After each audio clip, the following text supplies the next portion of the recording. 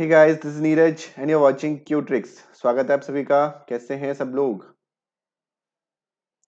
Good morning Manju.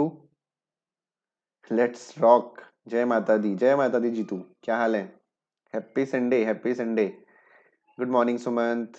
Okay guys, तो बहुत ज़्यादा लेट नहीं करते हैं। 2 मिनट हो गए हैं, 10:04 हो गए हैं। तो फिर से वेलकम टू क्यू ट्रिक्स। आप सभी का स्वागत है क्यू ट्रिक्स पे। और हम लोग आज करने वाले हैं यूकेपीएससी का प्रीवियस ईयर का एक पेपर। ठीक है, तो शुरू करते हैं। फिर हम जीआईटी वाला सेक्शन करेंगे। ठीक है, तो पहले क्वेश्चन के साथ स्टार्ट करेंगे। मेरे बैकग्राउंड में आपको मेरी वेबसाइट दिख रही होगी www.qtricks.in। ठीक है, तो चलिए स्टार्ट करते हैं फिर। ओके, तो पहला क्वेश्चन आपके सामने है, पीडीएफ होगा। ठीक है, मैंने इसको उसमें चेंज नहीं किया है, कन्वर्ट नहीं किया है पीपीटी में, पीडीएफ होगा। बहुत सारे क्वेश्चन आपके सामने होंगे, तो पहले हम सॉल्व करेंगे। विनीता आपको भी फूल देगी, बहुत बहुत शुभकामनाएं। चलिए, तो पहला 121 क्वेश्चन सॉल्व करेंगे सभी लोग। कम ऑन गाइस, 121 क्वेश्चन सॉल्व करिए। 121, कम ऑन। द पेरीमीटर, हालांकि ये जो क्वेश्चन है ना, ये आपके सिलेबस से रिलेट नहीं करता है। जो पहला क्वेश्चन है, आपके सिलेबस में एरिया जो है डिफाइन नहीं है। ठीक है, एरिया डिफाइन नहीं है, लेकिन मैं बता दूंगा कैसे करना है। सीख जाओगे आप लोग, बस ये है। ठीक है, सिलेबस में नहीं है, लेकिन सीख जाओगे। Perimeter of a rectangle field is 82 meters and its area is 400 square meters and the breadth and rectangle is, rectangle की ब्रेथ आपको बतानी है। ठीक है, चलिए जल्दी से करिए क्वेश्चन को, कोशिश करिए सॉल्व करने की। कर सकते हैं या मैं सीधे सीधे बता दूं इसका आंसर? बताएं।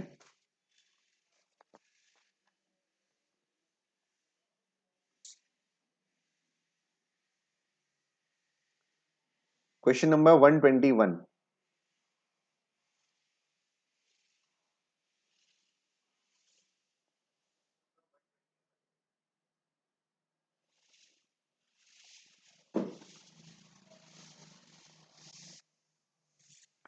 चलिए देखिए, इधर देखिए, बहुत ज्यादा वेट नहीं करते हैं। क्वेश्चन आपसे कह रहा है कि किसी रेक्टेंगल फील्ड का जो पेरीमीटर है वो 82 है। अब पेरीमीटर क्या होता है रेक्टेंगल का? 2 × L + B होता है। तो 2 × L + B की वैल्यू कितनी दे रखी है आपको? 82 दे रखी है। ठीक है, और एरिया दे रखा है उस रेक्टेंगल का 400 स्क्वायर मीटर, यानी L × B की जो वैल्यू दे रखी है वो दे रखी है आपको 400। ठीक है, अब यहां से आप L + B की वैल्यू निकाल सकते हैं। बिल्कुल करवा दे रहा हूं। यहां से आप L + B की वैल्यू निकाल सकते हैं। कैसे निकालेंगे? जब आप L + B की वैल्यू यहां से निकालेंगे तो L + B की वैल्यू 82/2 हो जाएगी, दैट इज 41। यहां तक सबको समझ में आ गया होगा। अब यहां से आप क्या कर सकते हैं, जरा ध्यान देंगे। तो यहां से हम इस वाली इक्वेशन से हम LB की वैल्यू निकाल सकते हैं। ठीक है, LB की वैल्यू निकाल सकते हैं। क्या होगी LB की वैल्यू? यहां से जो LB की वैल्यू हो जाएगी, B की वैल्यू निकाल लो या L की वैल्यू निकाल लो। तो यहां से यदि मैं L की वैल्यू निकालूंगा तो मेरी हो जाएगी 400/B। ठीक है, 400/B हो जाएगी। अब इस वैल्यू को मैं इस वाली इक्वेशन में पुट कर देता हूं। तो जब L की वैल्यू को मैं पुट करूंगा तो हो जाएगा 400/B plus B is equal to 41। ठीक है, अब इसको हम सॉल्व कर देंगे तो ये आपका हो जाएगा कितना? B² हो जाएगा, यानी 400 plus B² is equal to 41 हो जाएगा। ठीक है, अब 41 को इधर लेने के बजाय हम 41 को इधर लेके जाते हैं तो क्या हो जाएगी इक्वेशन? B² 41। अच्छा, ये आपका 41B भी हो जाएगा, ये 41B हो जाएगा जब B का मल्टीप्लीकेशन यहां पे होगा। तो 41² माइनस 41B और प्लस का 400। अब मिडिल टर्म स्प्लिट करना आप लोगों को आता होगा, है ना? हम ऐसे दो नंबर ढूंढते हैं जिनका एडिशन जो है 41 हो और आपका जो मल्टीप्लीकेशन हो 400 हो। ठीक है, तो 25 और 16 इसका होगा, यानी B² माइनस 25B और प्लस का 16B यदि मैं लिखता हूं, 16 माइनस का, माफ कीजिएगा, माइनस का 16B plus 400 is equal to 0। अब देखो, -25B और माइनस का 16B -41B होता है, और माइनस का 25 और माइनस का 16 प्लस का 400 भी होता है। Good morning Hema. ठीक है, तो अब हम लोग क्या करेंगे, इसमें B कॉमन ले लेंगे। तो B जब कॉमन लेंगे तो ये हो जाएगा B -25। ठीक है, फिर -16 यहां पे हम कॉमन ले लेंगे तो ये हो जाएगा B माइनस अगेन 25। तो यहां से हमें B की दो वैल्यू मिल जाएंगी। एक वैल्यू होगी B की 25 और एक वैल्यू B की होगी 16 यानी 16। ठीक हो गया। अब देखो, आपसे ब्रेथ पूछी गई थी, है ना? आपसे ब्रेथ पूछी गई थी। या तो आपके पास यहाँ पे दो ऑप्शन है कि भाई या तो ब्रेथ 16 है और लेंथ आपकी ब्रेथ आपकी 25 है। यदि हम ब्रेथ 25 लें, क्योंकि दोनों का मल्टीप्लीकेशन 400 है और हमें पता है कि 25 × 16 ही क्या होता है, 25 × 16 ही आपका 400 होता है। तो भाई जो छोटा होगा वो आपकी ब्रेथ होगी, चौड़ाई होगी, और जो लंबा होगा वो आपकी क्या होगी, वो आपकी लंबाई होगी। यानी विड्थ हो गई इसकी कितनी, 16। यही आपसे पूछा गया था, ऑप्शन नंबर बी। ओके, चलिए अगले क्वेश्चन की तरफ बढ़ रहे हैं। क्वेश्चन नंबर 12 आपके सिलेबस से मैच करता हुआ है, मैथमेटिकल रीजनिंग का क्वेश्चन है, क्वेश्चन नंबर 122। 12 मैंने गलती से बोला, question number 122। Come on guys, कोशिश करें सॉल्व करने की जल्दी से। क्वेश्चन नंबर 122, 121 का 100,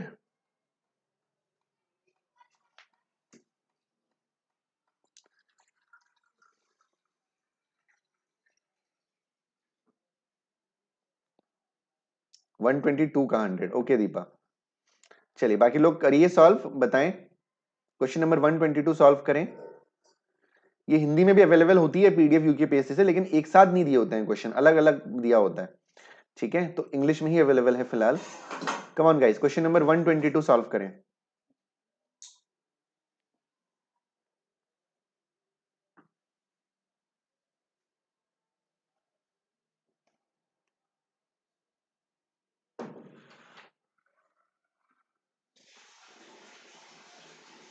चलिए दीपा ने आंसर किया 122 का 100, बाकी लोग भी बताएं किस तरीके से सॉल्व करेंगे। 123 का डी। ओके दीपा वेट करिए, वेट करिए, वेट करिए, है ना, एक एक करके करते हैं, एक एक करके सॉल्व करते हैं। चलिए देखिए, m की power n is equal to 1331 है, ध्यान दीजिएगा सब लोग। m की पावर n का जो मान है वो 1331 है। अब यहां पे आपको थोड़ा सा अपने लॉजिक्स लगाने पड़ेंगे, लॉजिक्स लगाने पड़ेंगे कि भाई 1331 कैसे आया होगा। यानी किसी नंबर का हमने स्क्वायर किया होगा, या किसी नंबर का हमने क्यूब किया होगा, या किसी नंबर का पावर 4 किया होगा, तब 1331 आया होगा। क्योंकि हमें पता है कि जब हम 11 का क्यूब करते हैं तो हमारा 1331 आता है। तो यहां से हमें m और n की वैल्यू मिल गई। जो m की वैल्यू है वो 11 है, और जो n की वैल्यू है वो 3 हो गई। आपको m माइनस 1 की वैल्यू n माइनस 1 करना है, तो m कितना है, 11 माइनस 1 की पावर n माइनस 1 आपको करना था, यानी 3 माइनस 1, यानी 10 का स्क्वायर दैट इज 100, यानी ऑप्शन नंबर बी आपका आंसर होगा 100। ठीक है, उम्मीद करता हूं सब लोगों को समझ में आ गया होगा। बढ़ते हैं अगले क्वेश्चन की तरफ, उससे पहले मैं इसको इरेज नहीं करता हूं, रहने देते हैं। अगला question, bread is related to wheat is in the same way as brick is related to. Hindi वालों के लिए, जिस तरीके से जो ब्रेड है वो गेहूं से संबंधित है, तो ब्रिक जो है किससे संबंधित होगा, यानी जो ईंट है, जो ईंटा है, वो किससे संबंधित होगा। जल्दी से क्वेश्चन नंबर 123, जिस तरीके से जो ब्रेड है वो गेहूं से संबंधित है, तो जो ब्रिक है वो किससे संबंधित होगा।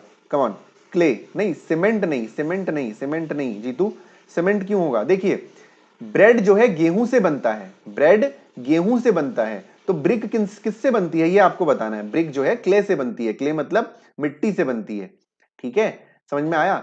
चलो बढ़ते हैं अगले क्वेश्चन की तरफ। Question number 124, 124, question number 124 after, ये बिल्कुल आपके सिलेबस से मैच करता हुआ क्वेश्चन है ना। Even after a discount of Q% on mark price a trader gains by P%, what is the mark up percentage over the cost price. Question को पहले ध्यान से समझते हैं, हिंदी में भी मैं आपको दिखाना चाहूं, एक मिनट मुझे दीजिएगा, मैं आपको इसको हिंदी में भी समझा देता हूं।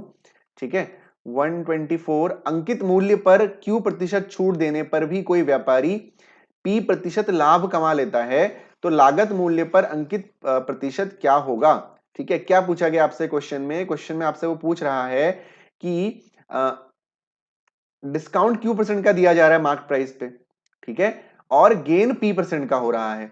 ठीक, तो जो मार्क प्राइस है उसका कॉस्ट प्राइस पे कितना परसेंट होगा। ठीक है, चलिए मैं करवा देता हूं बहुत, क्योंकि यहाँ पे पी क्यू में वैल्यूज हैं तो मैं करवा दे रहा हूं। देखिए गाइस, इस क्वेश्चन को करने का सबसे जो बेस्ट तरीका है वो ये है कि हम कुछ वैल्यूज अज्यूम कर लें।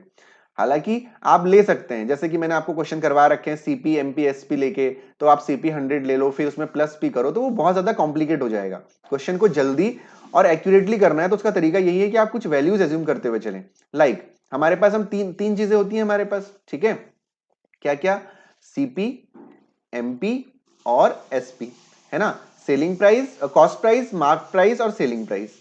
ठीक है, तो हमने कॉस्ट प्राइस को 100 ले लिया, और हम ये एज्यूम करके चल रहे हैं कि जो प्रॉफिट हो रहा है वो 80% का प्रॉफिट हो रहा है। हम ये मान के चल रहे हैं कि 80%, कोई भी वैल्यू ले सकते हो आप, कोई प्रॉब्लम नहीं है, मैंने 80 ही क्यों लिया है वो आपको समझ में आ जाएगा। ठीक है, कि प्रॉफिट आपका 80% हम लेके चल रहे हैं, और हम ये एज्यूम कर लेंगे कि जो डिस्काउंट दिया जा रहा है वो 10% का दिया जा रहा है, ये हम एज्यूम करते हुए चलेंगे। ठीक है, कोई भी वैल्यू ले सकते हो, आंसर आपका बिल्कुल ठीक आएगा। तो सीपी यदि 100 है और प्रॉफिट 80% का हो रहा है तो आपका सेलिंग प्राइस क्या हो जाएगा, 180 हो जाएगा।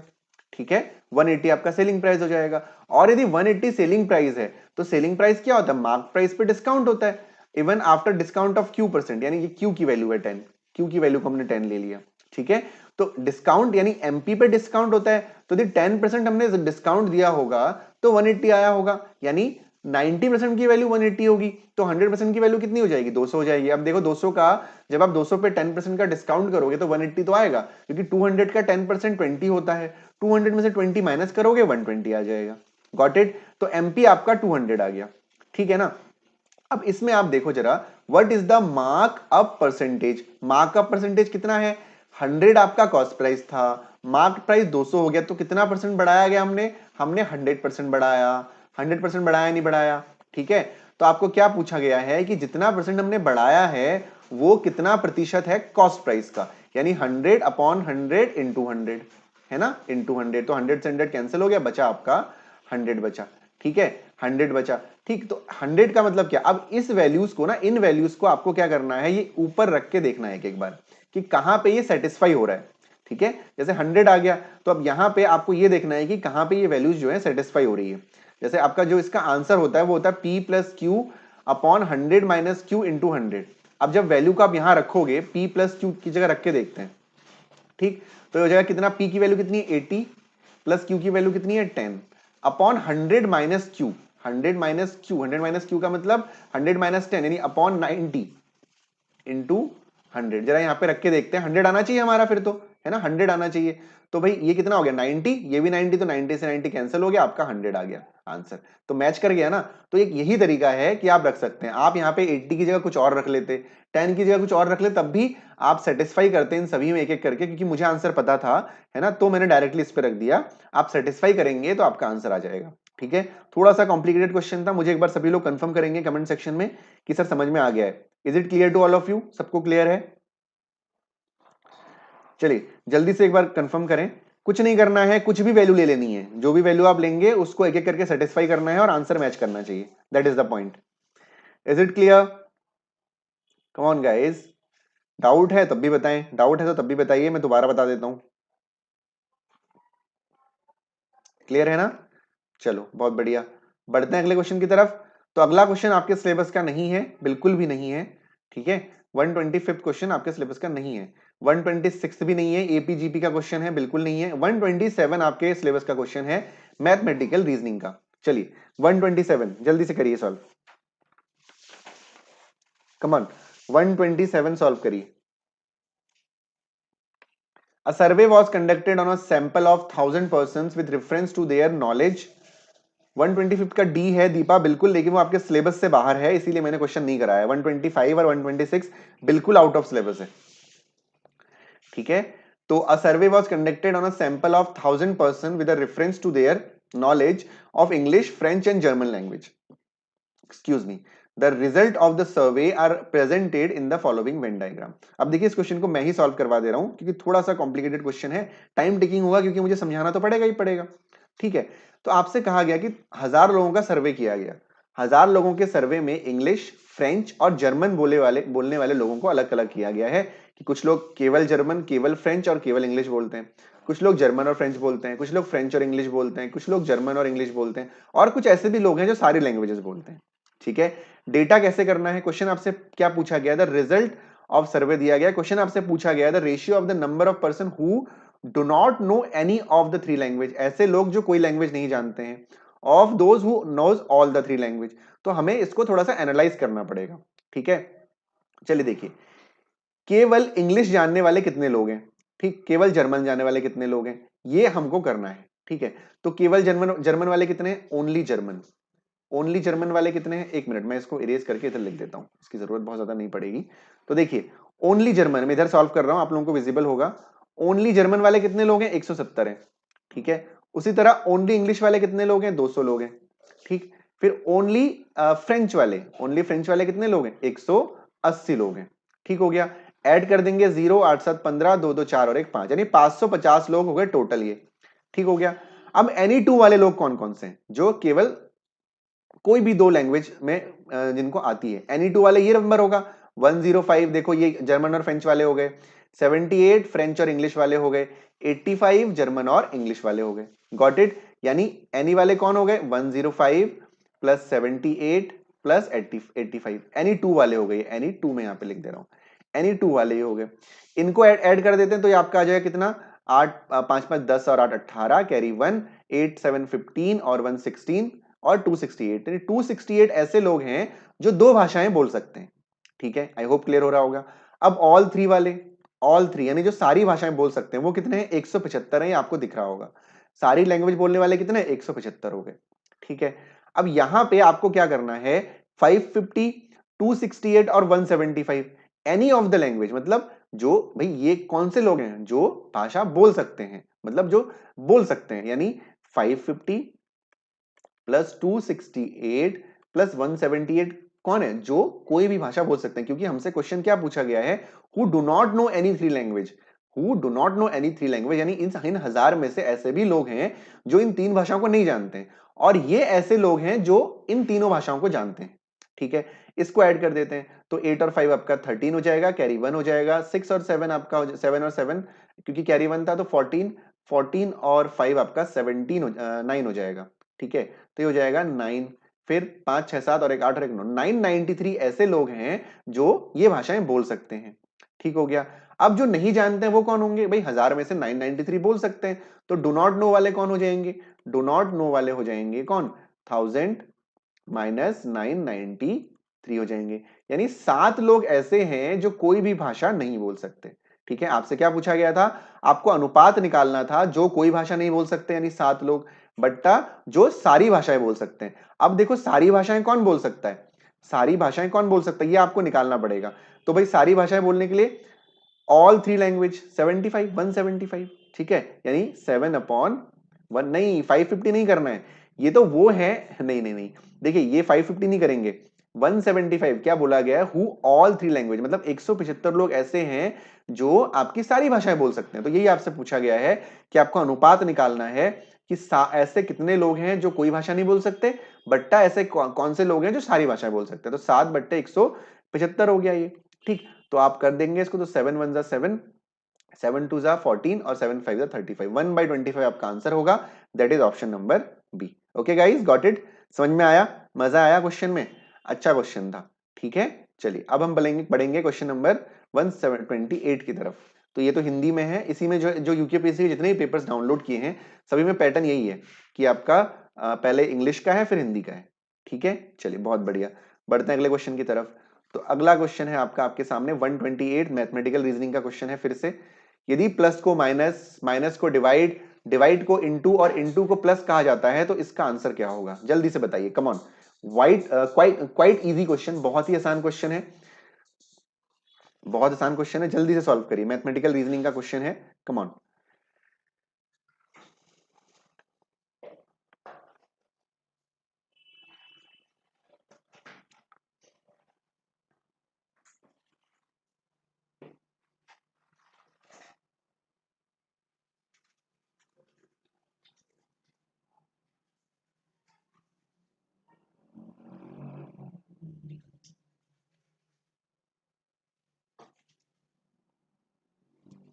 चलिए जल्दी से आंसर करिए, आसान है। बबीता का आंसर सबसे पहले आ गया है 127। ओके,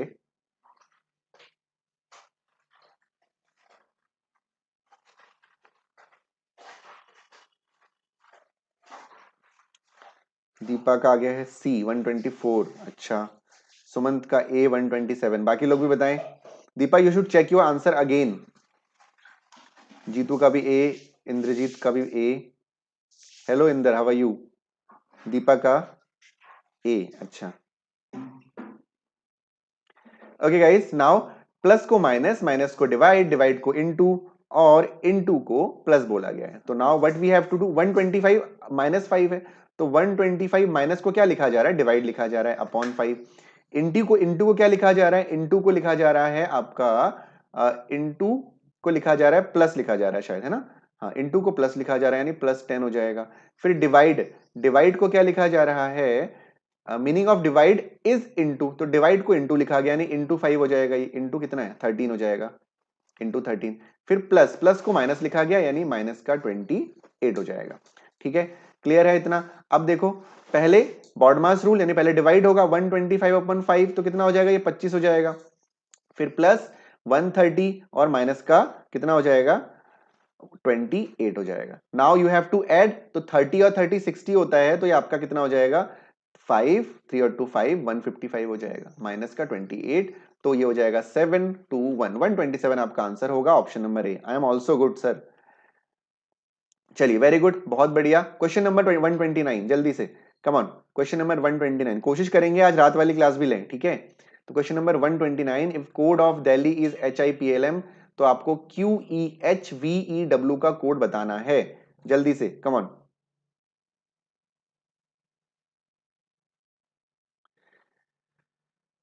बबीता का आंसर आ गया 129 का मद्रास, ओके। चलिए जो लोग कर चुके हैं वो क्वेश्चन नंबर 131 सॉल्व करें, क्योंकि 130 आपके सिलेबस का नहीं है, तो 131 सॉल्व करेंगे। बबीता 131 सॉल्व करिए, दिख रहा होगा आपको क्वेश्चन।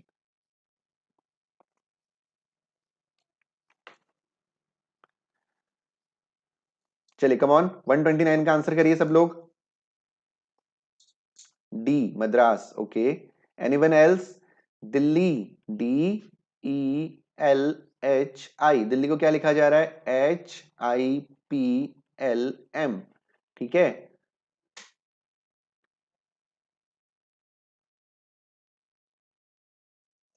131 का ए।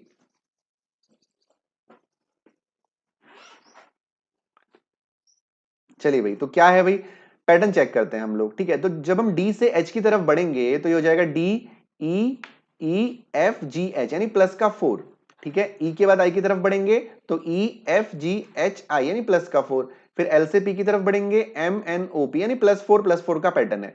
तो भाई क्यू इस कोड ऑफ बोला गया, यानी ये आपका डिकोड करके बताया गया है, ठीक है। आंसर मद्रास है, यानी एम के बाद जब हम बढ़ेंगे आगे 4MNOPQ, ठीक है। उसके बाद ABCDE, ठीक है। तो मद्रास इसका आंसर होगा, +4 का पैटर्न लगा हुआ है, ध्यान रखिएगा, ऐसे भी पूछा जा सकता है। यहां पे कई लोग क्या कर सकते हैं, Q+4 E+4 करके भी कर सकते हैं, लेकिन ऐसे नहीं करना है, ठीक है। समझ में आ गया, ऐसे नहीं करना है। ध्यान रखना है कि क्वेश्चन में क्या पूछा गया है, हो सकता है आपको डिकोड करके दिया गया हो, आपसे कोड पूछा गया हो, ठीक है। किसका कोड है, जैसे इस क्वेश्चन में पूछा गया था। क्वेश्चन नंबर 131, दीपा क्या पैटर्न यूज किया है आपने? दीपा का आंसर ए आया है 131 का, तो which pattern did you use Deepa? 130 का ए है, बिल्कुल सही। तो 130 का ए है। अच्छा 130 सॉल्व भी नहीं करना है, ठीक है, क्योंकि 130 आपके सिलेबस में है ही नहीं। हाँ, खाली एक्स्ट्रा टाइम खर्च करके फायदा क्या है जब सिलेबस में ही नहीं है। तो 131 का बताइए जरा दीपा, वट पैटर्न कौन सा यूज किया है आपने? Come on 131।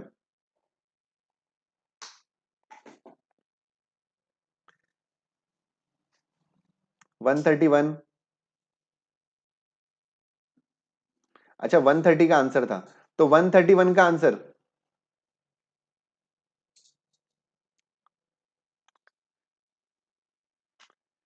चलिए कोशिश करिए जरा 131 सॉल्व करने की।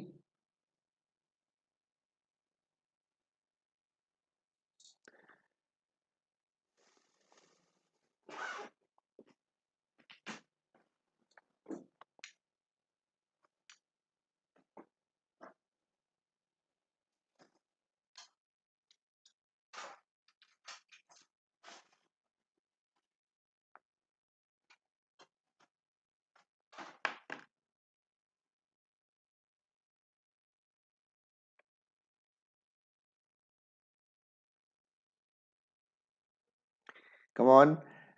ओके गाइज, एक काम करते हैं, 131 क्वेश्चन बहुत टाइम टेकिंग क्वेश्चन है, ठीक है। Actually I also gave too much time in this question, but अभी तक मुझे एक परफेक्ट आंसर इसका नहीं मिला है, ठीक है। तो इस क्वेश्चन को आप लोग बाद में सॉल्व करिएगा, मैं इसको, इसका जो स्क्रीनशॉट है वो मैं टेलीग्राम पे भेज दूंगा, ठीक है। तो यदि किसी का सॉल्व हो जाए, और 131 का डी आया, Jeetu what is the pattern, आपने कौन सा पैटर्न यूज किया है जीतू? पैटर्न बताइए मुझे, टेल मी द पैटर्न। यदि आपका 131 का D28 आ रहा है तो कौन सा पैटर्न यूज किया है आपने? कौन जल्दी से बताइए, क्या पैटर्न यूज किया है, पैटर्न बताइए।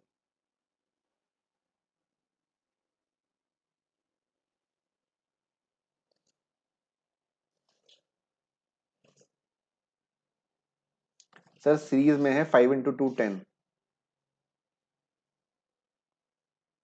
समझा नहीं मैं।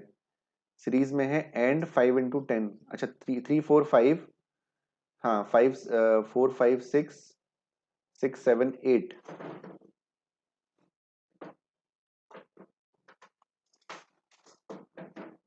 ओके चलिए, ये पैटर्न तो मैंने भी देखा था बट मैं श्योर नहीं हूँ इस पैटर्न के लिए। ठीक है, आप जो कह रहे हैं कि 5 into 10, फिर 6 into 3 18, फिर 7 into 4 28, ये पैटर्न मैंने भी देखा था। शायद सही हो क्योंकि ये पैटर्न मैं देख चुका हूँ। 28 इससे आंसर आ रहा है, लेकिन I am not sure for this pattern yet. ठीक है, तो इस क्वेश्चन को मैं थोड़ा सा और देखूंगा और आप लोग भी देखिएगा, यदि आप लोगों का कुछ और सॉल्व हो। पैटर्न तो बिल्कुल सही, वो तो देख लिया 3 4 5 4 5 6 5 6 7। बट इस वाले पैटर्न के लिए थोड़ा सा दिक्कत है कि ये जो लग रहा है 5 into 2 6 into 3 और 7 into 4 हो सकता है, but I am not sure. तो इसको अभी हम स्किप करेंगे इस क्वेश्चन को, है ना। इसको मैं टेलीग्राम पे भेजूंगा, आप लोग कोशिश करेगा सॉल्व करने की। और मैं भी इसका एक, ये पेपर जीतू यूकेपीएससी का ही है, लिखा हुआ है AG2PH नाम से डाउनलोड हुआ है। मुझे नाम याद नहीं है किसका पेपर है। एजी क्या होता है आपके यूकेपीएससी, मुझे आइडिया नहीं है। AG2PAH सेट ए नाम से है। मैं देख लूंगा कौन सा पेपर है, फिर बताऊंगा आपको। चलिए क्वेश्चन नंबर 132 सॉल्व करते हैं। Find the missing number in the following table whose mean is 31.7। Mean mode median आपको पढ़ा दिया है। ठीक है जीतू, टेलीग्राम पे बात करेंगे इसके बारे में। ठीक है, मैं बता दूंगा कौन सा पेपर है सर्च करके, डोंट वरी। हाँ जी, तो मीन मोड मीडियन आप पढ़ चुके हैं। मीन क्या होता है, इस वाले ऐसे वाले मीन आपको बताए हुए थे ना कि भाई एक्स दे रखा है और एफ दे रखा है, तो मीन कैसे निकालेंगे। देखिए यहाँ पे ये वाली वैल्यू मिसिंग है, इस वाली वैल्यू की आपको वैल्यू निकालनी है ना। तो 12 8 यानी एक्स 12 है, उसकी फ्रीक्वेंसी 8 है, 20 की फ्रीक्वेंसी 16 है। तो इस तरीके से करोगे, 12 8 जा 96 प्लस 16 2 जा 32 320 प्लस 27 into 48 1296 1296 प्लस 33 into 90 कितना होता है 2970। ओके, प्लस 30x ले लो इसको, और प्लस 8 4 जा 32 और 8 5 जा 40, 40 और 3 43 432। इन सबको आप डिवाइड करो किससे, इन सबके एडिशन से, 8 plus 16 plus 48 plus 90 plus 30 plus 8 से, यानी इसका जो एडिशन आएगा वो 200 आ जाएगा। और इसकी जो वैल्यू है, इसकी जो पूरी की जो वैल्यू है वो कितनी दे रखी है आपको, 31.87 दे रखी है। ठीक है, तो जल्दी से इन सबको ऐड करके और क्रॉस मल्टीप्लाई करके आंसर बताइए। बबीता ने और दीपा ने आंसर कर दिया है ऑप्शन नंबर सी 42। कैसे करना है मैंने आपको बता दिया है। ठीक है, ऐसा क्वेश्चन एग्जाम में आ सकता है मीन का। ठीक, चलिए जल्दी से इसको एडिशन करके, बबीता दीपा थोड़ा सा वेट करिए आप, या तब तक 133 क्वेश्चन सॉल्व करिए आप लोग, और 132 का आंसर बाकी लोग करेंगे। I am still waiting. मैंने आपको बता दिया कैसे करना है, बट सिर्फ आपको केवल आपको आंसर निकालना है। चलिए जल्दी से, come on.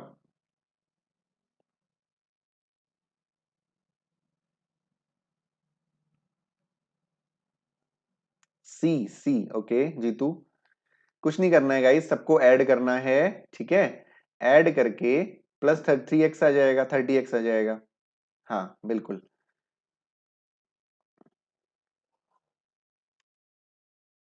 See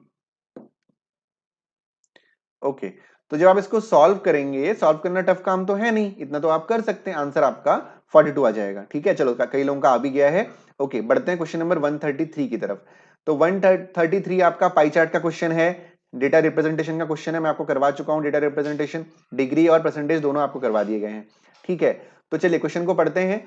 the diagram below shows the number of valid votes obtained by 4 students who contestant for the secretary of an union. The total number of valid votes polled was 1440.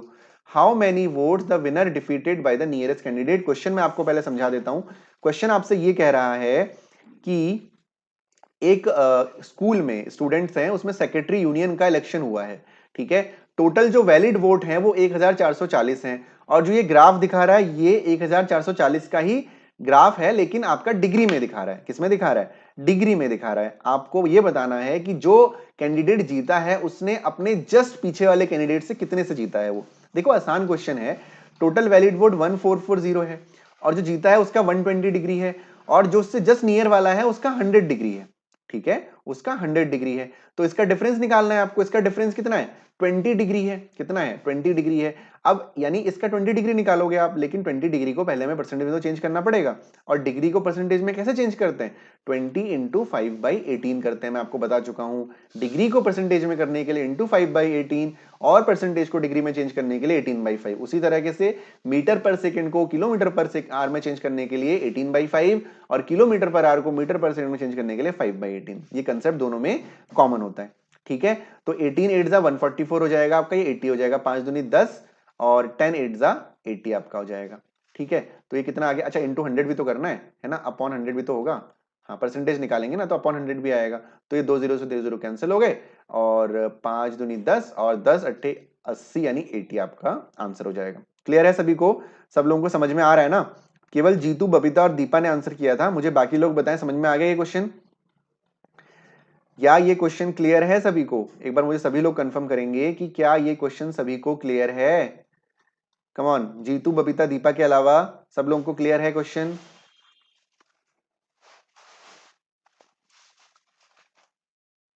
केवल सुमंत ने yes बोला है। अब देखो भाई, अब ये 134 question जो है ना, ये आपके सिलेबस में है। एक्चुअली मैंने नहीं करवाए थे इसके क्वेश्चन, लेकिन ये मैंने इसी के लिए बचा के रखा था क्योंकि इसमें बहुत ज्यादा प्रैक्टिस करने की जरूरत नहीं होती है। ये जो क्वेश्चन होते हैं, ये होते हैं स्टेटमेंट और कंक्लूजन वाले क्वेश्चन, मतलब कॉज और इफेक्ट वाले क्वेश्चन भी आप इनको कह सकते हैं। ध्यान से समझना है सबको। कॉज एंड इफेक्ट का मतलब क्या है कि कोई एक कारण है और उसका इफेक्ट है। ठीक है, आपको इन क्वेश्चंस का जो आंसर है अपने विवेक से नहीं देना है। ध्यान रखना, ऐसे क्वेश्चन जब कॉज और इफेक्ट वाले क्वेश्चन आते हैं तो आपको आंसर अपने विवेक से, एक्सक्यूज मी, अपने विवेक से नहीं देना है। आपको सोसाइटी के बारे में सोचना है कि सोसाइटी क्या करती है। ठीक है, आपको सोसाइटी के बारे में सोचना है कि सोसाइटी क्या करती है। जैसे इस क्वेश्चन में, ठीक है, मैं यहीं से समझा दूंगा, बहुत टफ नहीं होते हैं। ठीक है, यदि नेगेटिव मार्किंग है तो आपको ऐसे क्वेश्चन अटेम्प्ट करने से बचना चाहिए, क्योंकि इसमें जो है अधिकतर 90% केस में गलती होती है ना। यदि आपकी मतलब अवेयरनेस है कि मतलब, क्योंकि आपको अपना दिमाग नहीं लगाना है, आपको सोसाइटी के रिस्पेक्टिव से सोचना है। अब जैसे यहाँ पे स्टेटमेंट ए क्या कह रहा है कि the government has increase the price of petrol and diesel by 10% with immediate effect. मतलब सरकार ने क्या किया है, पेट्रोल और डीजल का जो दाम है, जो प्राइस है, वो एकदम तुरंत 10% बढ़ा दिया है। ठीक, पहला स्टेटमेंट। दूसरा स्टेटमेंट, ऑयल प्रोड्यूसिंग कंट्रीज जो हैं have decided to decrease the oil production level significantly. मतलब जो ऑयल बनाने वाली कंट्रीज हैं, जो देश हैं, जो ऑयल को निकाल रही हैं, रिफाइन कर रही हैं, जो भी है प्रोड्यूस कर रही हैं बेसिकली, उन लोगों ने ऑयल को डिक्रीज ऑयल प्रोडक्शन, मतलब उन्होंने अपना ऑयल का प्रोडक्शन कम कर दिया। अब यहां पे आपसे यह पूछा जाता है कि क्या स्टेटमेंट बी स्टेटमेंट ए का कारण है, या स्टेटमेंट ए बी का कारण है, या उल्टा मैं कहूं कि बी कारण है, ए उसका इफेक्ट है, और ए कारण है, बी उसका इफेक्ट है। अब यहां पे यदि कोई तेल कंपनी अपने उसमें कम कर देती है प्राइस में, मतलब बनाना कम कर देती है, तो सरकार को पेट्रोल के दाम बढ़ाएगी क्या? एक जनरल सी बात है। B statement B is cause and A is effect. बिल्कुल ठीक है, डेफिनेटली बिल्कुल सही बात कि यदि पेट्रोल का प्रोडक्शन कम हुआ है, पेट्रोल नहीं किसी भी चीज का, ये एक हमारा इन्फ्लेशन का कंसेप्ट होता है, यदि प्रोडक्शन कम होगा तो डेफिनेटली प्राइस बढ़ेगा। ठीक है, प्रोडक्शन कम होगा तो डेफिनेटली प्राइस बढ़ेगा। ठीक है, समझ में आया नहीं आया? ठीक, इसी तरह से एक होता है स्टेटमेंट कंक्लूजन, ये आपका कॉज एंड इफेक्ट हो गया। एक स्टेटमेंट कंक्लूजन होता है। ठीक है, जैसे मैं आपको एक एग्जांपल के तौर पे, यहाँ पे क्वेश्चन नहीं है, मैं यहीं पे करवा देता हूँ एक क्वेश्चन। मान लो मैं इसमें हल्द्वानी में हूं, ठीक है, तो मैं कह रहा हूं कि हल्द्वानी के म्युनिसिपल कॉर्पोरेशन ने ये डिसाइड किया कि अभी से, आज से, इमीडिएट इफेक्ट से सभी लोगों को 50% वाटर कम मिलेगा। ठीक है, 50% पानी कम मिलेगा हर किसी को। ठीक है, अब उसके पीछे रीजन कुछ भी रहा हो सकता है पानी कम आया हो, पानी का जो वो है आपका रिफाइनिंग है वो कम हो रहा हो, उसके रिफाइनिंग में जो भी चीज है कोई प्रॉब्लम आ गई हो, तो उसका जो पानी का प्रोडक्शन जो वो है, पानी जो कम मिलेगा, मतलब शहर वालों को 50% वाटर मिलेगा आज से, ये जो है म्युनिसिपल कॉर्पोरेशन ने अनाउंस कर दिया। ठीक है, हाँ, म्युनिसिपल कॉर्पोरेशन ने ये अनाउंस कर दिया। तो अब आपके वो क्या होंगे भाई? एक रीजन दिया हुआ है, option number A, option number B. ध्यान से सुनिएगा, ऑप्शन नंबर ए आपसे दिया हुआ है कि पूरे हल्द्वानी वाले या कुछ हल्द्वानी वाले जो है नगर निगम के सामने जाके, यानी म्युनिसिपल कॉर्पोरेशन के सामने जाके धरना देंगे कि भाई आप ऐसा क्यों कर रहे हो। ठीक है, ऑप्शन बी ये होगा कि नहीं, कोई कुछ नहीं करेगा, जितना पानी आ रहा है उससे जो है अपना सर्वाइव करने की कोशिश करेगा। तो इसका आंसर क्या दोगे आप लोग? चलो जल्दी से बताओ। ऑप्शन ए ये है कि जाके वहां पे धरना प्रदर्शन करेंगे सब लोग, और ऑप्शन बी ये है कि नहीं, जितना पानी मिल रहा है उसमें सर्वाइव करने की कोशिश करेंगे। चलिए जल्दी से बताइए, ध्यान रखिएगा अपना पॉइंट ऑफ व्यू नहीं बताना, आपको सोसाइटी को लेते हुए चलना है। कम ऑन, ये एक जनरल सा क्वेश्चन है, जल्दी से बताइए इसका आंसर आप लोग क्या देंगे, ए या बी?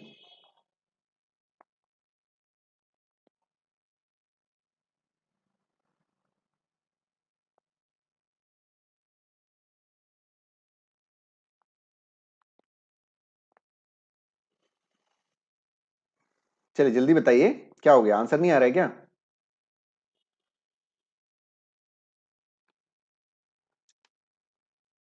No comments? अरे ए दोगे या बी दोगे भाई, इतना सोचने वाली कोई बात ही नहीं है।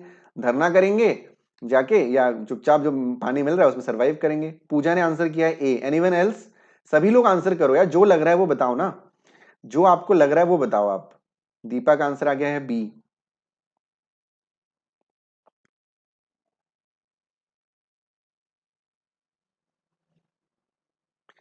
दीपा का भी आंसर बी आया है, ओके। सभी लोग आंसर बताइए, बबीता, सुमंत, जीतू, आंसर बताइए।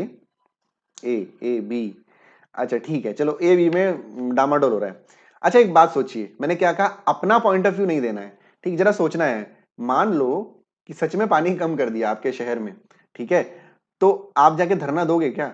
अब यदि नगर निगम पानी 50% कम कर रहा है तो उसका शौक तो नहीं है, डेफिनेटली उसका शौक तो नहीं है। यदि किसी चीज का प्राइस बढ़ाया जाता कि भैया प्राइस बढ़ा दिया है जानबूझ के, तो आप जाके धरना दे सकते हो। यदि उन्होंने 50% वाटर कम किया है तो कहीं ना कहीं उसके पीछे रीजन है कुछ, कि यार पानी कम बन रहा है, कम रिफाइन हो रहा है, तभी तो उसने ऐसा किया है। उसको कोई शौक तो नहीं है, या तो नगर निगम वाले अपना टैंक भर रहे होंगे आपको पानी ना देके, क्योंकि वो आपकी जो ऑर्गेनाइजेशन है, जो नगर निगम है, उसका काम ही है पानी देना आपको। जो नगर निगम है, जो म्युनिसिपल कॉर्पोरेशन है, उसका काम आपको पानी देना ही है। तो ये चीज अंडरस्टूड है, ये चीज अंडरस्टूड है कि यदि वो 50% उन्होंने किया है तो किसी मोटिव की वजह से ही किया होगा। और आप डेफिनेटली, आप चलो जो मैंने बातें बोली वो भी भूल जाओ, आप सोचो ना, आप, मैंने क्या कहा, आपको अपना पॉइंट ऑफ व्यू नहीं देना है, आपको सोसाइटी का सोचना है। क्या सोसाइटी के सारे लोग जाके नगर निगम में चले जाएंगे क्या, जाके धरना देंगे कि नहीं तुमने पानी कम क्यों किया, पानी क्यों कम क्यों किया? हाँ, उसके पीछे रीजन कुछ ऐसा हो कि जानबूझ के वो कम कर रहे हैं तो अलग बात है। ये अंडरस्टूड होता है कि यदि 50% पानी वो दे रहे हैं तो हम लोग उसमें सर्वाइव करें, भाई यही तो करते हैं, जरा सोचो आप लोग, यही तो करते हैं। यदि पानी कम आ रहा है, किसी दिन यदि पानी कम आ गया या एक दिन पानी नहीं आया है ना, तो हम क्या करते हैं, पानी को इकट्ठा करते हैं, है ना, पानी को इकट्ठा करते हैं, कोशिश करते हैं कि कम खर्च करें। तो सोसाइटी का आपको सोचना है, आपको ये नहीं सोचना कि आपको वहां पे अकेले आपका क्या पॉइंट ऑफ व्यू है, ये नहीं सोचना है, ठीक है। गुड मॉर्निंग कृतिका, ठीक है, आपको ये नहीं सोचना है, ठीक है, सबको क्लियर हो गया, इसका आंसर बी होगा, ठीक है, कि जितना पानी मिल रहा है। भाई आप खुद ही सिचुएशन सोचो कि एक दिन आपके घर में पानी कम आया, और ये सिचुएशन मुझे लगता है कि उत्तराखंड में हर किसी के साथ कभी ना कभी होती है। जो लोग प्लेन्स उधम सिंह नगर डिस्ट्रिक्ट के नहीं है, उनको ये प्रॉब्लम होती है जनरली, कि पानी एक दिन पता चल रहा नहीं आ रहा है, और यदि नहीं आया तो क्या आप जाके धरना देने लगते हो क्या? नहीं देते ना, आप पानी इकट्ठा करते हो और कोशिश करते हो कि इसको कम खर्च करो, ठीक है। एवरीवन गॉट इट, क्लियर है? जिन लोगों ने गलत आंसर किया था या सही भी किया था, क्लियर है ना सभी को? Is it clear to all of you? Come on guys, बताओ, क्लियर है सभी को? हाँ जी। चलिए अब बढ़ते हैं क्वेश्चन नंबर 135 की तरफ। चलिए मैं ही सॉल्व करवा दूंगा इस क्वेश्चन को, थोड़ा सा डिफिकल्ट है। There are 7 members in a family, 4 males and 3 females. They are L M N O P Q and R. M is a businessman and father of P. Q is a doctor and grandfather of P. N is a housewife, ठीक है। Is daughter in law of O. R is an advocate and uncle of P. There is an architect, a pilot and a journalist, ठीक है, a journalist. N is not the mother of L. O is not married to M. Which of the following is a group of male member? थोड़ा सा लंबा question है, lengthy question है, तो ध्यान से देखिए, ठीक है। 7 मेंबर है, 7 लोग हैं फैमिली में, 4 मेल हैं और 3 फीमेल है, इस बात का ध्यान रखना है। L M N O P Q R और एम, ठीक है, एल एम एन ओ, इतने लोग आपके फैमिली में हैं। तो एम एक बिजनेसमैन है और फादर ऑफ पी है, ठीक है। एम एक बिजनेसमैन और फादर ऑफ पी है, तो मैं यहीं पे सोल्यूशन कर रहा हूं, ठीक है। ये जो पी है, पी का जो पिता है वो कौन है? पी का पिता आपका एम है, और एम क्या है? एक बिजनेसमैन है, ठीक है। मैंने बी एस यहाँ पे लिख दिया, ठीक, और ये मेल भी है, मेल भी मैंने लिख दिया। चलो इधर इधर मैं जेंडर लिख रहा हूँ और इधर ऑक्यूपेशन लिख रहा हूँ, ठीक है, ओके। चलो अब उसके बाद क्या कह रहा है? Father of P. Q is doctor and grandfather of P. यदि पी का ग्रैंडफादर क्यू है तो क्यू जो है एम का पिता होगा। क्यू कौन होगा? एम का पिता होगा। और ये भी मेल होगा और ये डॉक्टर है बाय प्रोफेशन। ठीक हो गया। चलो अब आगे बढ़ते हैं। आर इज एन नहीं grandfather of P, N is housewife is daughter in law of O, है ना। अब इसको हम सेपरेटली बना लेते हैं क्योंकि यहाँ पे ओ से कोई रिलेशन नहीं है। क्या कहा गया, एन एक हाउसवाइफ है और एन यदि हाउसवाइफ है एच डब्ल्यू तो ये डेफिनेटली वुमेन है। ठीक है, एन हाउसवाइफ है और वुमेन है, यही तो बोला गया यहाँ पे, N is housewife is daughter in law of O, यानी daughter in law of O का क्या मतलब है, ठीक है, वुमेन मतलब यहाँ पे फीमेल में कर देता हूं, यानी एन की शादी किसी से हुई है, किसी मेल से हुई है और उनका वो ओ का बेटा है। डेफिनेटली भाई ओ यदि एन यदि daughter in law of O है तो यही रिलेशन बनेगा और ओ का जेंडर हमें क्लियर यहाँ पे नहीं है। ठीक है, समझ में आ गया। चलो आगे बढ़ते हैं। R is advocate and uncle of P, R advocate और अंकल ऑफ पी यानी पी के चाचा आर है, यानी एम का भाई होगा आर, डेफिनेटली एम के भाई आर होंगे और ये भी मेल होंगे आपके। और आर क्या एडवोकेट है तो मैं यहाँ पे एडवोकेट लिख देता हूँ। ठीक है, ये दोनों आपस में भाई हैं, एम और आर भाई हैं और पी जो है एम का बेटा है या बेटी है जो भी है, और आर जो है पी का अंकल है। ठीक हो गया। देयर इज एन आर्किटेक्ट, एक आर्किटेक्ट है कोई, एक पायलट है एंड अ जर्नलिस्ट, कोई एक जर्नलिस्ट है।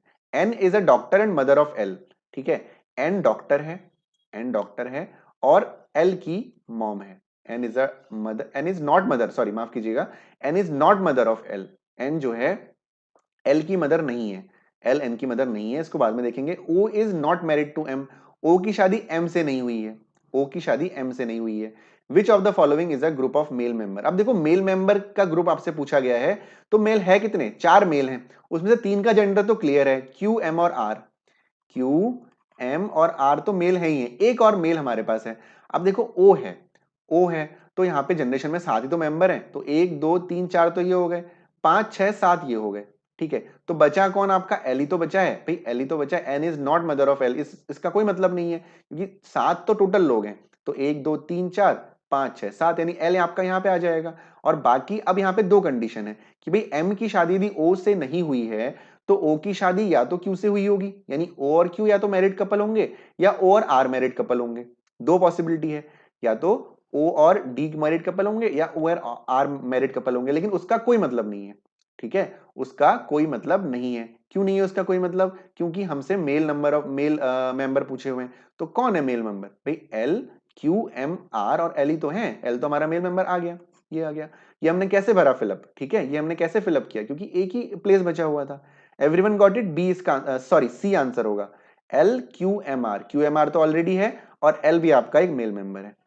सबको समझ में आ गया, क्लियर है। पी का जेंडर क्लियर नहीं है तो अब तो क्लियर हो गया, फीमेल ही होगी पी।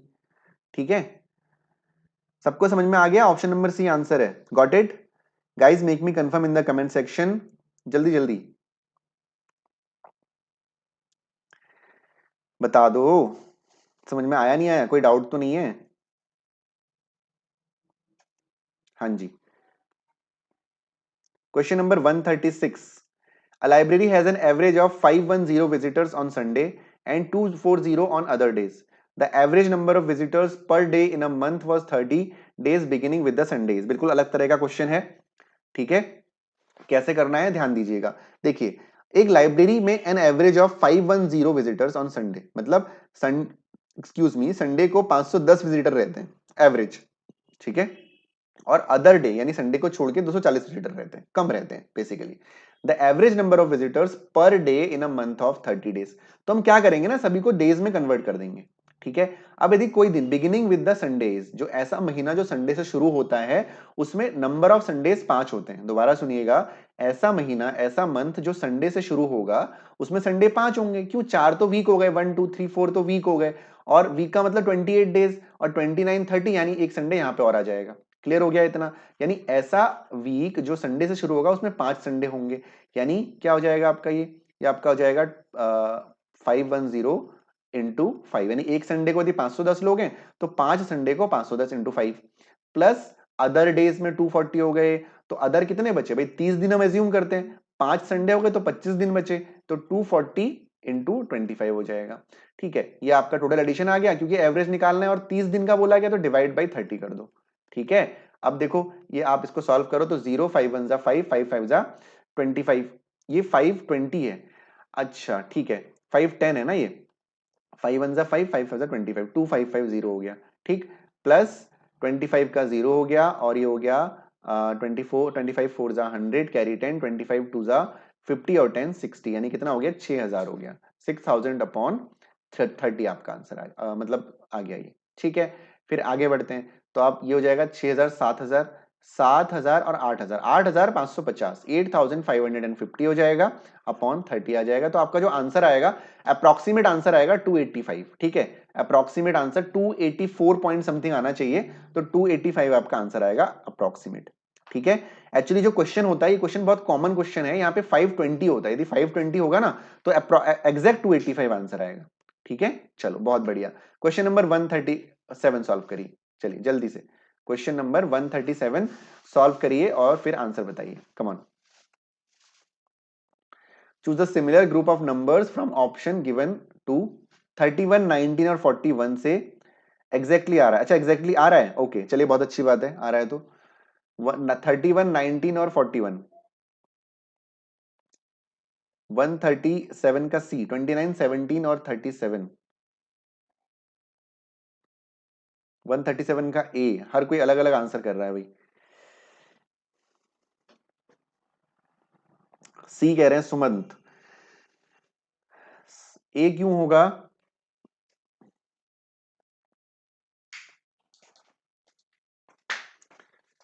चलिए गाइस जल्दी से सॉल्व करिए।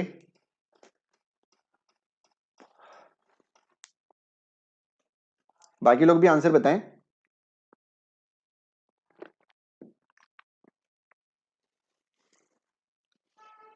चलिए देखिए बहुत टाइम वेस्ट नहीं करते हैं 31 19 और 41 तीनों ही प्राइम नंबर्स हैं ठीक है। तीनों ही प्राइम नंबर्स हैं तो आपका प्राइम नंबर का सेट देख लीजिए 23 35 नहीं है प्राइम नंबर 16 प्राइम नंबर नहीं है 29 17 37 तीनों प्राइम नंबर है डी भी चेक कर लेते 27 प्राइम नंबर नहीं है यानी ऑप्शन नंबर सी आपका आंसर होगा क्योंकि ये तीनों प्राइम नंबर्स हैं तो ये भी आपका प्राइम नंबर का सेट है। प्राइम नंबर क्या होते हैं जिसमें केवल उस नंबर और 1 से डिवाइड होता है वो आपका प्राइम नंबर होता है। क्वेश्चन नंबर 138 चलिए जल्दी से 5 boys took part in a race 5 लड़कों ने रेस में भाग लिया। राम फिनिश्ड बिफोर श्याम राम ने श्याम से पहले रेस को पूरा किया बट बिहाइंड राम लेकिन अरुण के बाद पूरा किया। सुरेश फिनिश्ड बिफोर कबीर सुरेश ने कबीर से पहले फिनिश की और श्याम के बाद। Who won the race race कौन जीता कम ऑन जल्दी से 138 का आंसर बताना है आपको कम ऑन जल्दी से बताइए कौन रेस जीता हु वॉन द रेस।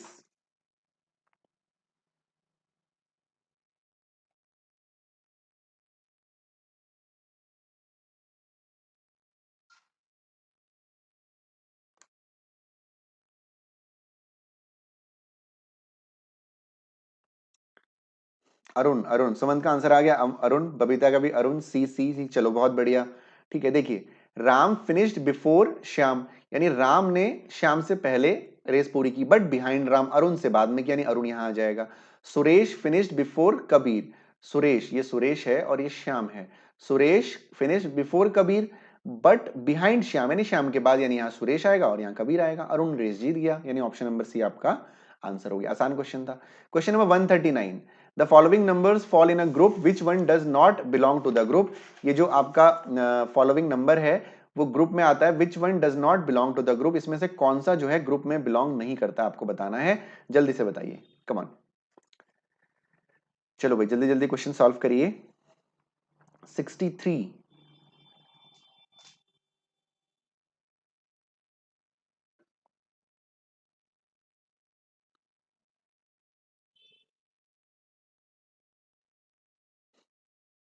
बिल्कुल सुमंत का आंसर आ गया है और बाकी लोग भी बताइए 63 83 अलग अलग आंसर आ रहे हैं भाई क्या बात। देखो भाई 5 और 3 8 होता है 8 और 3 11 होता है 7 और 3 10 होता है 6 और 3 9 होता है। जो 63 है ना ये 3 से डिवाइड होगा बाकी कोई 3 से डिवाइड नहीं होगा ये पैटर्न यहाँ पे लग रहा है। 83 का लॉजिक क्या है जीतू और पूजा बताएं 83 का लॉजिक आपने क्या लगाया what is the logic behind 83। Actually जो अकॉर्डिंग टू आवर लॉजिक है वो है 63 क्योंकि बाकी किसी में 3 से डिवाइड नहीं होता है 63 3 से डिवाइड हो जाता है। What is the logic behind 83 I want to know. हो सकता है ऐसे क्वेश्चन में अक्सर होता है कि एक से दो लॉजिक लग जाते हैं और आंसर डिफरेंट हो जाते हैं। 83 का लॉजिक क्या है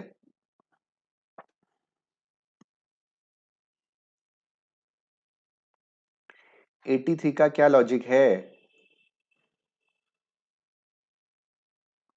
अच्छा +10, सर 10 प्लस करके। अच्छा आप लोग वैसे कर रहे हैं, नहीं नहीं नहीं नहीं नहीं, ये अलग है, ये रीजनिंग वाला है, ये मैथ्स वाला नहीं है, ठीक है। देखो रीजनिंग मैथ में यही अंतर होता है, जब हम ग्रुप से बोल रहे हैं ना कि इस ग्रुप से, तो आप डिवाइड बाई 3 देखोगे।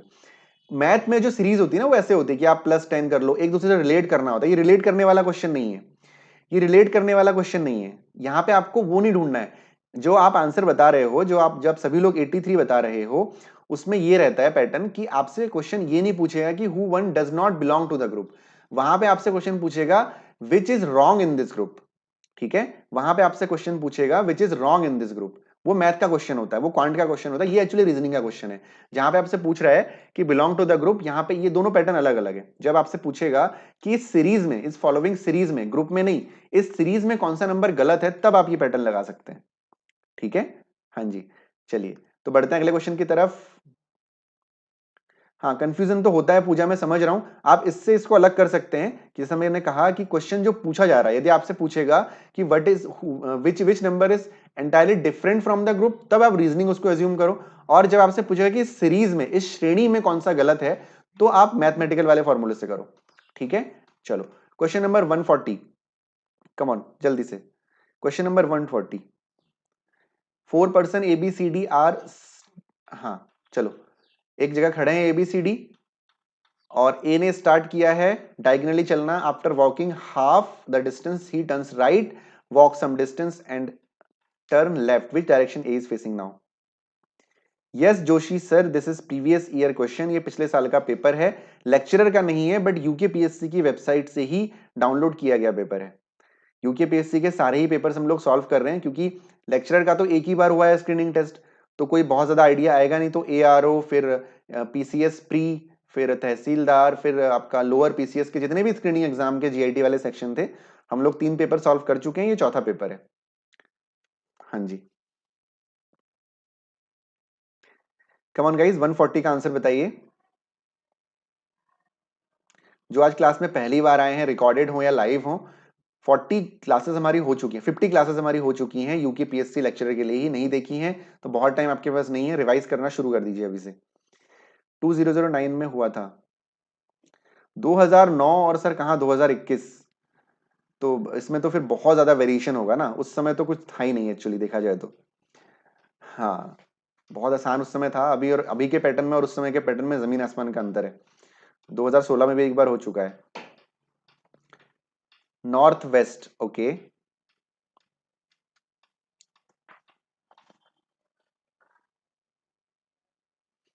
चलिए बाकी लोग भी आंसर करिए, सी नॉर्थ वेस्ट, ओके। देखिए भाई क्या कहा गया है कि ए जो है डायगनली चलना शुरू करता है, यानी ए जो है डायगनली का मतलब बी की तरफ चल रहा है अपना, इधर चलना शुरू किया, after walking the half distance, यानी यहां तक ए पहुंचा, ही टर्न्स राइट, राइट उसने चल गया, इधर चल गया राइट, ठीक है। Walk some distance and turn left, फिर वो लेफ्ट मुड़ा, तो लेफ्ट किधर मुड़ेगा, इधर मुड़ेगा लेफ्ट, ठीक है, इधर लेफ्ट मुड़ेगा। तो किस डायरेक्शन में, ये वाली डायरेक्शन में है वो, तो ये डायरेक्शन कौन सी है, ये कौन सी डायरेक्शन, नॉर्थ वेस्ट डायरेक्शन है, ऑप्शन नंबर सी, ठीक है। चलिए बढ़ते हैं अगले क्वेश्चन की तरफ, बहुत बढ़िया सभी लोगों ने राइट आंसर किया है। 141, number of triangles, number of triangles in this given diagram, कितने ट्रायंगल हैं इस डायग्राम में, जल्दी से बताइए, कम ऑन। ये क्वेश्चन तो आप लोग खुद कर सकते हैं, एक्सक्यूज मी। क्वेश्चन नंबर 141, हाँ बिल्कुल Joshi sir, come on. Question number 141 में कितने ट्रायंगल हैं, काउंट करिए और बताइए।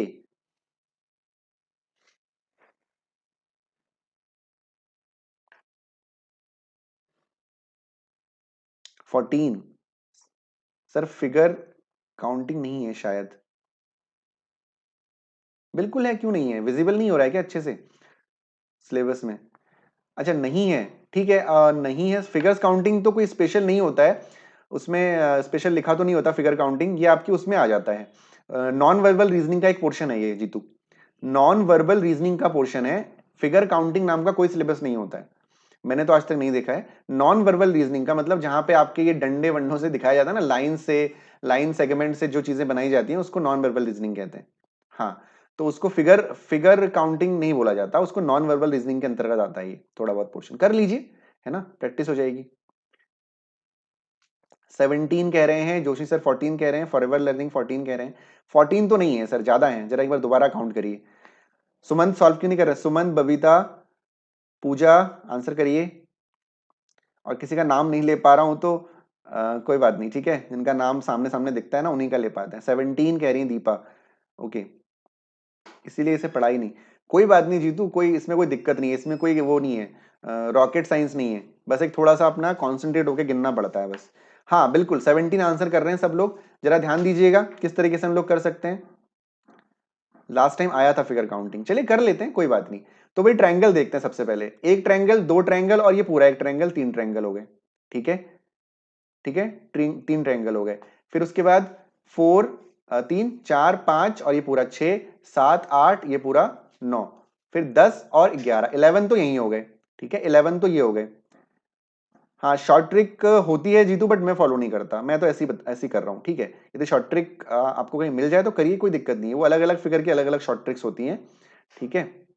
कितने गिने थे भाई मैंने? 9 गिने थे ना, 1, 2, 3, 4, 5, 6, 7, 8, 9, 10, 11, 12 गिन लिए थे यहाँ पे, ठीक, 12, ठीक है। अब 19 कह रहे हैं, अरे यार अब मैं आप कमेंट की तरफ नहीं देखूंगा, मैं दोबारा काउंट करता हूँ, रुको, ठीक है।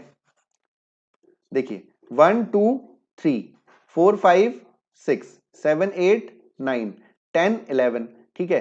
फिर उसके बाद 10, 11 हो गया, फिर 11 हो गया यानी 11 हो गए, फिर ये 12, फिर 13, फिर 14 और ये 15 हो गया, 15 हो गया यहाँ पे, ठीक है। फिर 15 के बाद ये आपका 16 और ये आपका 17, टोटल 17 है, 19 नहीं है, टोटल 17 है, ठीक है ना। ऑप्शन नंबर बी आंसर है, 17 है, 117 आंसर है, ठीक है। चलिए बहुत ज्यादा वेट नहीं करते, 11 बज गए हैं, मेरी और भी क्लास है अभी 11:30 तक, ठीक है। तो इफ स्टार इज RATS तो WARD, STAR स्टार को लिखा जा रहा है RATS, तो WARD को क्या लिखा जाएगा? बहुत आसान क्वेश्चन है, जल्दी से सभी लोग बताओ जरा क्विकली, सबका आंसर चाहिए मुझे इस क्वेश्चन के लिए, इतना आसान क्वेश्चन है कि क्या बताएं, जल्दी से। देखो भाई स्टार उल्टा कर दिया यार, STAR, ड्रॉ का मतलब DRAW, ड्रॉ, ऑप्शन नंबर ए। क्या हो गया? इतना कुछ सोचने वाली बात थी नहीं। चलो 143, 143, a clock is set right at 5 a.m. The clock loses 16 minutes in 24 hours. What will be the true time when the clock strikes 10 p.m. on the 4th day? इस क्वेश्चन को मैं स्किप करवा रहा हूं अभी, ठीक है, अभी थोड़ा सा टाइम की कमी है, मैं इसको सॉल्व करवा दूंगा, टाइम टेकिंग क्वेश्चन है, 4-5 मिनट लग जाएंगे इस क्वेश्चन में, ठीक है। एट द एंड देखते हैं, टाइम बचता तो उसको सॉल्व कर लेंगे, डोंट वरी डोंट वरी, मैं करवा दूंगा, ठीक है।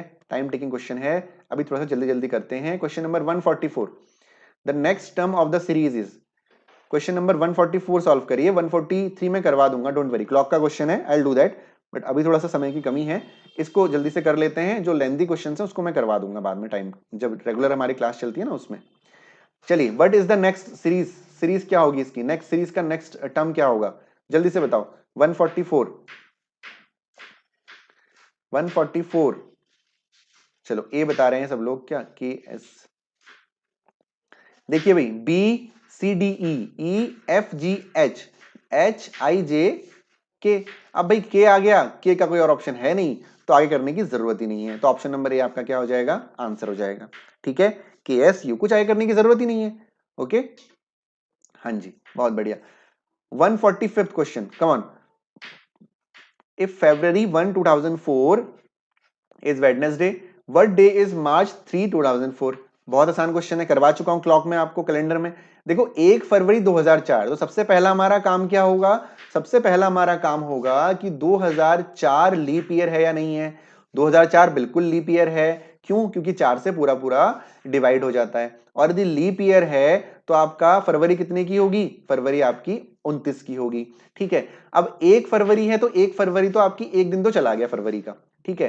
तो मार्च 3 को आपसे पूछा गया है, तो फरवरी में और दिन कितने बचे? 28 दिन बचे, और 29 के अलावा एक दिन चला गया, 28 दिन बचे। और मार्च में तीसरे दिन का आपको बताना है, तो +3 हो जाएगा, कितना हो गया? 31 हो गया।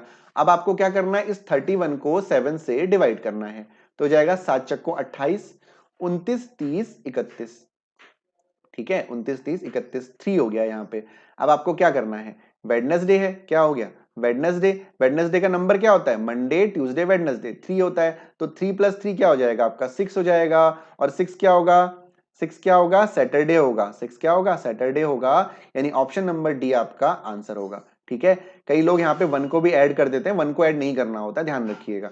ठीक है, 3 आपका रिमाइंडर होगा, ये मैं क्लॉक में करवा चुका हूँ जोशी सर, करंट अफेयर के क्वेश्चंस भी कराइए वीडियो में सर। एक्चुअली मेरे पास एक पहली बात तो करंट अफेयर मैं नहीं पढ़ाता हूँ, दूसरी चीज ये प्रॉब्लम है कि समय नहीं है कि मैं उसको कंटेंट रेडी करके आपको पढ़ा सकूं, माफी चाहूंगा उस चीज के लिए। ठीक है, 142 का ए सैटरडे, हाँ बिल्कुल सैटरडे आंसर होगा। ठीक है, तो चलिए अब क्वेश्चन नंबर 146 की तरफ बढ़ रहे हैं हम लोग। आसान क्वेश्चन है, फिर से वही सेम पैटर्न है, थोड़ा सा डिफरेंट है क्वेश्चन, बस मैथमेटिकल रीजनिंग का क्वेश्चन तो नहीं कह सकते इसको, हम लोग कह सकते हैं मैथमेटिकल रीजनिंग का क्वेश्चन ही कह सकते हैं। जल्दी से क्वेश्चन सॉल्व करिए। एल को प्लस कहा गया, एम को माइनस, एन को इंटू और पी को डिवाइड। कम ऑन जल्दी से, जल्दी से 146।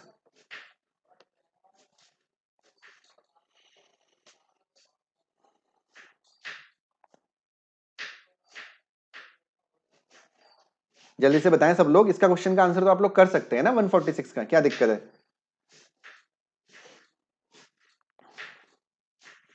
पूजा का आंसर 143, बिबिता का 153,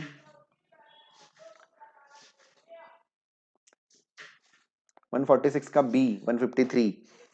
चलिए बिल्कुल, बाकी लोग नहीं कर रहे हैं क्या सॉल्व, 146 का 53, 153 आंसर आ रहा है। बाकी लोग जल्दी से करिए भाई, इतना टाइम क्यों लग रहा है, कम ऑन, एक क्वेश्चन तो करना ही चाहिए ना एटलीस्ट।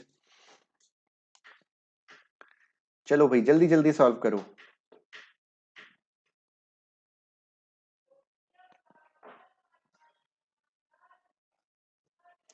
चलिए बहुत बढ़िया, सब लोगों ने सही आंसर किया है। क्या करना था, 14 एन 10, यानी मैं जगह जगह जगह यहां लिख देता हूं 14 एन, एन का मतलब क्या है, N stand for into, into 10, फिर एल, एल का मतलब क्या है प्लस, प्लस 42, पी, पी का क्या मतलब है डिवाइड, डिवाइड बाई 2, फिर एम का क्या मतलब है, एम मतलब माइनस और 8।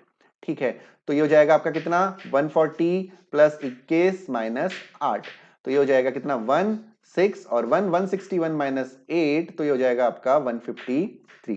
संडे से स्टार्ट होता है डेज, हाँ ठीक है 153। ओके चलिए बहुत बढ़िया। Okay question number 147, the group, ये मैथमेटिकल रीजनिंग का क्वेश्चन है ये वाला भी। In a group of cows and hens, the number of legs are 14 more than the twice the number of heads. The number of cow is, ठीक है चलिए। हाँ सर मैं फर्स्ट टाइम लाइव क्लास ले रही हूँ, बट आपकी पुरानी क्लासेस भी देख रही हूँ सारी। ओके पूजा, दैट्स गुड, बहुत अच्छी बात है। मेरे ख्याल से रात को 9 बजे में दिक्कत होगी आपको शायद तभी। ठीक है ओके, इस क्वेश्चन को मैं सॉल्व करवा दे रहा हूँ, because guys I have a class at 11:30 and I have to be move from my home at 11:15। Okay तो मैं सॉल्व करवा दे रहा हूँ। ठीक, तो in a group of cow and hen the number of legs and 14। चलिए जो भी, जब भी ऐसे क्वेश्चन आते हैं काउ और हैन वाले, तो एक बात का आपको ध्यान रखना चाहिए कि काउ और हैन, इनके पैर और सर को देखना है कि जो नंबर ऑफ हेड है वो तो इक्वल होंगे, नंबर ऑफ लेग आपको देखना है। जैसे काउ के नंबर ऑफ लेग 2 होते हैं, और सॉरी 4 होते हैं, और हैन के 2 होते हैं।